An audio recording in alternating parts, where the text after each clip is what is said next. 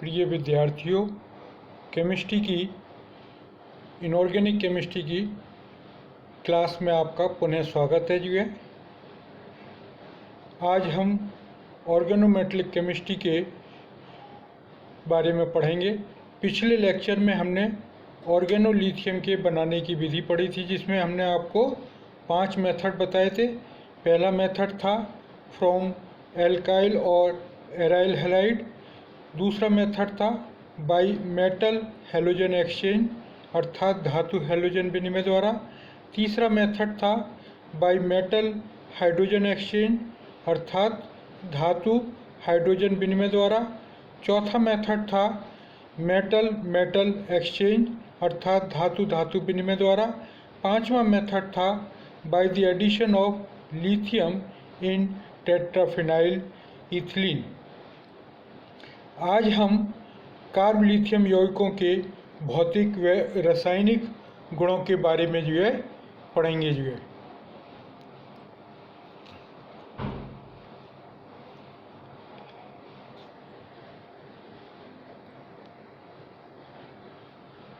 हम जानते हैं कि जो ऑर्गेनोलिथियम कंपाउंड्स होते हैं वो सामान्यतः द्रव या कम गलनांक वाले ठोस होते हैं।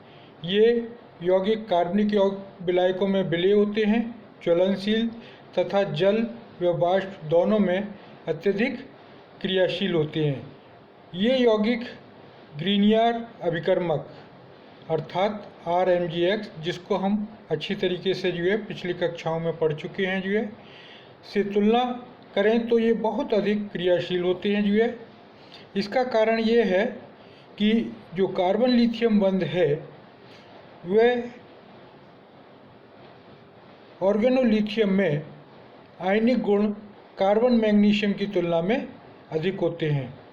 यानी कार्बन लिथियम बंध में 43% से अधिक आयनिक गुण होते हैं, जबकि कार्बन मैग्नीशियम में 45% से अधिक आयनिक गुण होते हैं। इसीलिए लिथियम यौगिक सुपर ग्रीनियर अभिकर्मक भी कहलाए जाते हैं, क्योंकि ये ग्रीनियर अभिकर्मक से 100 गुना अधिक क्रियाशील होते हैं। अब हम आज ऑर्गेनोलिथियम के रासायनिक गुणों के बारे में पढ़ेंगे। सबसे पहले लिथियम की अभिक्रिया यानी ऑर्गेनोलिथियम की अभिक्रिया जल NH2 व HCl से करते हैं। जब जल NH2 या HCl से ऑर्गेनोलिथियम अभिक्रिया करते हैं तो एल्केन प्राप्त होते हैं। फॉर एग्जाम्पल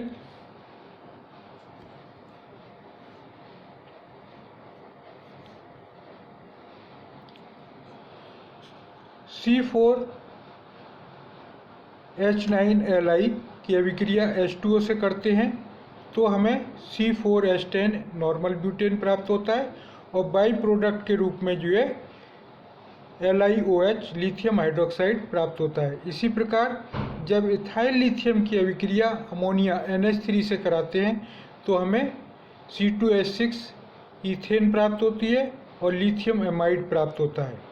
इसी प्रकार जब ब्यूटाइल लिथियम की अभिक्रिया HCl के साथ कराते हैं, जिसको हम हैलोजन एसिड्स कहते हैं, तो भी हमें N-ब्यूटेन प्राप्त होता है। इसमें क्या होता है कि जो लिथियम है वो क्लोरीन के साथ रिएक्शन करके बाहर निकल जाता है और ये जो हाइड्रोजन है वो इसके साथ जुड़ जाता है ब्यूटाइल ग्रुप के साथ, तो N-ब्यूटेन प्राप्त होता है।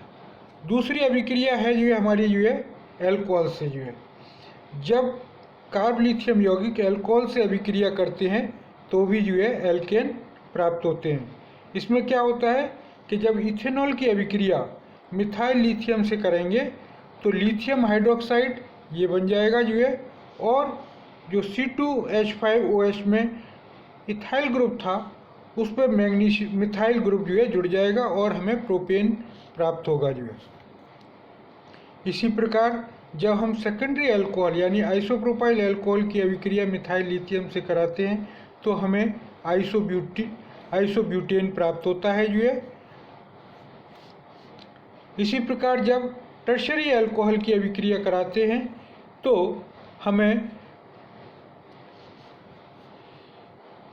एक नियोपेंटेन कंपाउंड्स प्राप्त होता है, या ये पर्टिकुलर कंपाउंड्स जो कि हम यहाँ पे दर्शाया हुआ है ये प्राप्त होता है, जिसका नाम है 3,3 डाइमिथाइल हेक्सेन, और बाई प्रोडक्ट के रूप में लिथियम हाइड्रोक्साइड प्राप्त होता है। इसी प्रकार तीसरी अभिक्रिया है हैलोजन से अभिक्रिया। बहुत सारे कार्ब लिथियम यौगिक हैलोजन से अपघटित होकर हाइड्रोकार्बन हैलाइड्स बनाते हैं, यानी एल्काइल हैलाइड्स जो है बनाते हैं। जब हम इथाइल लिथियम की अभिक्रिया ब्रोमीन के साथ कराते हैं तो हमें इथाइल ब्रोमाइड और लिथियम ब्रोमाइड बाई प्रोडक्ट के रूप में, और इथाइल ब्रोमाइड जो है मुख्य प्रोडक्ट के रूप में प्राप्त होता है जो है। अगली अभिक्रिया है कार्बोनिल यौगिकों से अभिक्रिया, यानी reaction of organolithium compound with carbonyl compound. जब कार्बोनिल यौगिकों के साथ ग्रिग्नार्ड रिएजेंट के समान क्रिया करके अल्कोहल बनाते हैं, उसी प्रकार यहाँ भी फॉर्मल्डिहाइड से क्रिया करके प्राथमिक अल्कोहल व अन्य एल्डिहाइड के साथ द्वितीयक अल्कोहल और कीटोन के साथ तृतीयक अल्कोहल प्राप्त होते हैं। इन अभिक्रियाओं में एल्किल लिथियम की सीमित मात्रा लेते हैं, अन्यथा जैसा कि हमने पिछली अभिक्रिया में बताया था जो है कि जो अल्कोहल है वो एल्काइल ऑर्गेनोलिथियम के साथ रिएक्शन करके एल्केन बनाते हैं। तो यहाँ पर भी जो है यदि हम अधिक मात्रा में ऑर्गेनोलिथियम कंपाउंड्स लेंगे तो हमें एल्केन प्राप्त हो जाएंगे। इसलिए यहाँ पर हम सीमित मात्रा में हम ऑर्गेनोलिथियम कंपाउंड्स लेते हैं। जब फॉर्मल्डिहाइड की अभिक्रिया मिथाइल लिथियम के साथ कराते हैं तो हमें इंटरमीडिएट CH3CH2OLi प्राप्त होता है, जिसकी अम्लीय हाइड्रोलिसिस कराने पर C2H5OH यानी इथाइल अल्कोहल या प्राइमरी अल्कोहल जो है प्राप्त होता है जो है, और साइड प्रोडक्ट के रूप में जो है लिथियम हाइड्रोक्साइड प्राप्त होता है। इसी प्रकार फॉर्मल्डिहाइड के अतिरिक्त अन्य एल्डिहाइड के साथ अभिक्रिया कराते हैं, जैसे फॉर एग्जांपल एस्टल्डिहाइड CH3CHO, इसके साथ रिएक्शन कराते हैं तो CH3 ग्रुप यहाँ पीछे बैक से अटैक करता है और लिथियम ग्रुप यहाँ लगता है। क्योंकि इसका प्लस आई प्रभाव होता है CH3 का, तो ये जो है जो डबल बॉन्ड्स है वो ऑक्सीजन की तरफ शिफ्ट हो जाता है, जिससे लिथियम यहाँ जुड़ जाता है और मिथाइल ग्रुप जो है इसके कार्बन पर जुड़ जाता है, और इंटरमीडिएट के रूप में हमें ये प्रोडक्ट प्राप्त होता है, जिसकी अम्लीय हाइड्रोलिसिस कराने पर हमें सेकेंडरी अल्कोहल या आइसोप्रोपाइल अल्कोहल प्राप्त होता है। इसी प्रकार जब कीटोन की यानी एसीटोन की अभिक्रिया इथाइल लिथियम के साथ कराते हैं तो हमें एक टर्शरी अल्कोहल प्राप्त होता है, यानी CH3CH3C2H5OH, ये जो है हमें प्रोडक्ट प्राप्त होता है। यानी यदि फॉर्मल्डिहाइड के साथ रिएक्शन करते हैं तो प्राइमरी अल्कोहल, अन्य एल्डिहाइड के साथ अभिक्रिया कराते हैं तो सेकेंडरी अल्कोहल, और कीटोन के साथ कराते हैं तो टर्शरी अल्कोहल प्राप्त होते हैं जो है। अगली अभिक्रिया है कार्बन डाइऑक्साइड से अभिक्रिया। ग्रिग्नार्ड रिएजेंट कार्बन डाइऑक्साइड से अभिक्रिया करके कार्बोक्सिलिक अम्ल बनाते हैं, और इस अभिक्रिया से केवल एक ही CO बंध अभिक्रिया में भाग लेता है। लेकिन जब कार्ब लिथियम यौगिकों की अभिक्रिया CO के साथ कराते हैं तो ये दूसरे CO ग्रुप के साथ भी अभिक्रिया करती है, क्योंकि ऑर्गेनोलिथियम कंपाउंड ग्रिग्नार्ड रिएजेंट से अधिक क्रियाशील होते हैं। जब हम CH3Li की अभिक्रिया carbon dioxide C double bond O से कराते हैं तो ये जो CH3 ग्रुप है वो इस कार्बन के ऊपर लग जाएगा जो है, और ये इंटरमीडिएट के रूप में हमें प्राप्त होगा। अब चूँकि ये इसका जो दूसरा CO है वो भी जो है रिएक्टिव है और मिथाइल ऑर्गेनोलिथियम कंपाउंड जो है अधिक क्रियाशील होने के कारण से इसका दूसरा मॉलिक्यूल जो है इसके साथ जुड़ जाता है जो है, और जब हम अम्लीय हाइड्रोलिसिस कराते हैं तो जो OLI है, OLI ये दोनों जो है OH में परिवर्तित हो जाते हैं और एक ही कार्बन पर दोनों OH नहीं रह सकते, इसलिए जो है -H2O निकल जाता है और हमें कीटोन प्राप्त होता है, यानी एसीटोन प्राप्त होता है जो है। इसी प्रकार अगली अभिक्रिया है इथिलीन ऑक्साइड से अभिक्रिया। जब ऑर्गेनोलिथियम की अभिक्रिया इथिलीन ऑक्साइड से कराते हैं तो हमें प्राइमरी अल्कोहल प्राप्त होते हैं जो है। For example CH3Li plus CH2OCH2 यानी इथिलीन ऑक्साइड, इसकी अभिक्रिया कराते हैं तो ये CH3 ग्रुप इस कार्बन के साथ जुड़ता है और ये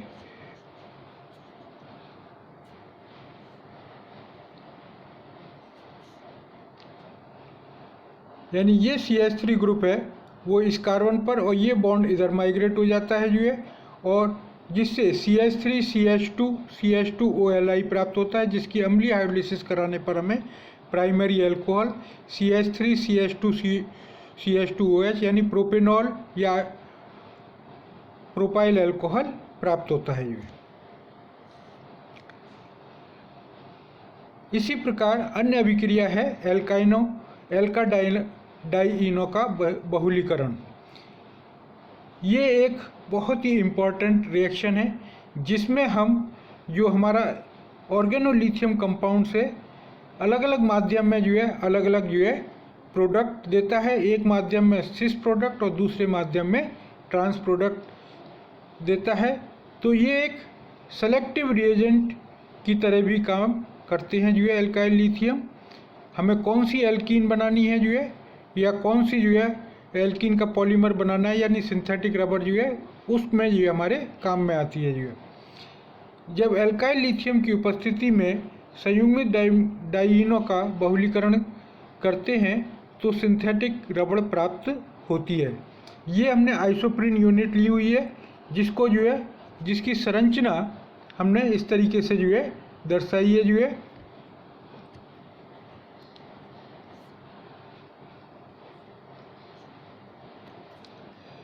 CH2C सिंगल बॉन्ड CH2 यानी ये ट्रांस प्रोडक्ट हमने ले रखा है जो है। इसकी अभिक्रिया जब RLI यानी एल्काइल लिथियम के साथ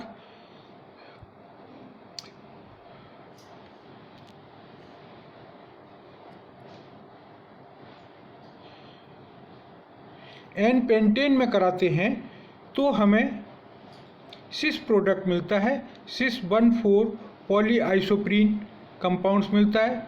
और यदि अभिक्रिया एल्काइल लिथियम के साथ ईथर की उपस्थिति में कराएं तो हमें ट्रांस प्रोडक्ट मिलता है, यानी ये यहाँ पर और यहाँ पर, यानी यहाँ पर जो है इसकी बहुत सारी यूनिट्स जुड़ती चली जाती हैं जो है, और ये जो है ट्रांस 1,4 पॉलीआइसोप्रीन जो है कंपाउंड्स मिलता है। ये ईथर की उपस्थिति में अभिक्रिया कराते हैं तो प्राप्त होता है जो है। अगली अभिक्रिया है formation of organometallic compounds of the other metals, यानी अन्य धातुओं के कार्बोदौतिक यौगिक बनाने में भी जो है ऑर्गेनोलिथियम कंपाउंड्स का प्रयोग किया जाता है जो है। फॉर एग्जाम्पल एल्काइल लिथियम या मिथाइल लिथियम की अभिक्रिया बोरोन ट्राइक्लोराइड के साथ कराते हैं तो हमें ट्राई मिथाइल बोरेन प्राप्त होता है जो है। इसी प्रकार जब हम मिथाइल लिथियम की अभिक्रिया टिन टेट्राक्लोराइड के साथ कराते हैं तो हमें डाई मिथाइल टिन डाइक्लोराइड प्राप्त होता है, यानी अन्य धातु के ऑर्गेनोमेटेलिक कंपाउंड्स प्राप्त होते हैं। यहाँ पर हमने एल्काइल अन्य धातुओं के हैलाइड्स लिए थे, लेकिन जब ऑर्गेनोलिथियम कंपाउंड से अभिक्रिया कराते हैं तो इसके ऑर्गेनोमेटेलिक कंपाउंड्स प्राप्त हो जाते हैं। नेक्स्ट रिएक्शन है जो है फॉर्मेशन ऑफ कॉम्प्लेक्स साल्ट, यानी जटिल या संकुल लवण का बनना। एथिल लिथियम अन्य धातुओं व लिथियम हैलाइड के साथ अभिक्रिया करके जटिल यौगिक बनाते हैं। एथिल लिथियम की अभिक्रिया जब डाइथाइल जिंक के साथ कराते हैं तो ये एक कॉम्प्लेक्स कंपाउंड बनाता है, लिथियम ट्राइमेथाइल जिंकेट यानी LiZnC2H5 होल थ्राइस। इसी प्रकार जब इथाइल लिथियम की अभिक्रिया डाइथाइल मैग्नीशियम के साथ कराते हैं तो भी एक कॉम्प्लेक्स साल्ट मिलता है, यानी लिथियम टेट्रामेथाइल मैग्नीशिएट Li2। यहाँ पर Li 2 है, लेकिन हम Li की संख्या का उल्लेख नहीं करते हैं क्योंकि ये हमने पहले ही आपको नोमेनक्लेचर में बता चुके हैं। जब धनायन होता है उसकी जो है संख्या का उल्लेख नहीं करते हैं, तो इसलिए Li2 MgC2H5 होल 4, तो इसका नाम हो जाएगा लिथियम टेट्रामेथाइल मैग्नीशिएट। इसी प्रकार एक और अभिक्रिया है C2H5Li प्लस LiBr यानी लिथियम ब्रोमाइड के साथ कराते हैं तो लिथियम ब्रोमो इथाइल लिथिएट प्राप्त होता है, जो है LiC2H5Br ये प्राप्त होता है। लास्ट अभिक्रिया है मेटलेशन यानी धातु संकुलीकरण। इसमें हम एल्किल लिथियम की अभिक्रिया एरोमेटिक वलय के हाइड्रोजन को लिथियम द्वारा प्रतिस्थापित कर देते हैं, जिससे हमें फिनाइल लिथियम प्राप्त होता है। फॉर एग्जाम्पल जब बेंजीन की अभिक्रिया C6H6 की अभिक्रिया एल्काइल लिथियम के साथ कराते हैं तो हमें फिनाइल लिथियम और एल्केन प्राप्त होते हैं। जो मुख्य उत्पाद है हमारा फिनाइल लिथियम है और साइड में बाई प्रोडक्ट के रूप में जो है एल्केन प्राप्त होते हैं। तो जब कभी भी हमें फिनाइल लिथियम बनाना होता है तो इसकी और एल्काइल लिथियम के साथ अभिक्रिया कराते हैं। आज के लिए इतना ही, धन्यवाद।